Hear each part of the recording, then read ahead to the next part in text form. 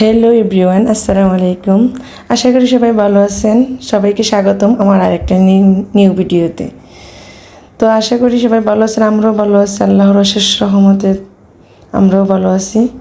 তো আমরা সকালে সবাই নাস্তা খাই, আর দুপুরে মনে করেন কম বেশি ভালো না হলে চলেই না, দুপুরে ভালো খাবার হতেই হবে। আর ভালো বলতে তা না, খাওয়াটা ভালো হতে হবে। তো আমার এবং আমার পরিবারের কাছে ভাজা পোড়াটা অনেক পছন্দের।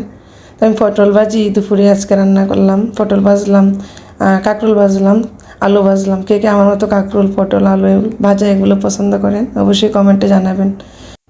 আর সাথে ছিল করলা ভাজি। করলা ভাজিটাও খেতে আমার অনেক পছন্দের খাবার। করলা ভাজি অনেকে আছে দুপুরে খাবারটা ভালো খেতে পারে না, আমি মনে করি তাদের জন্য ভাজা পোড়াটা অনেক পছন্দের হবে।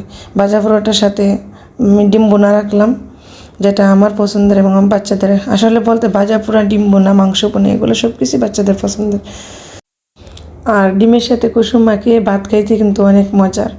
আর দুপুরে যাদের খাইতে ভালো লাগে না মনে করেন, তারা ভাজা পোড়া, বোনা এগুলো জাতীয় খাবার খেলে কিন্তু ভাত খাওয়ার রুচি বাড়ে, ভাত খাইতে ভালো লাগে।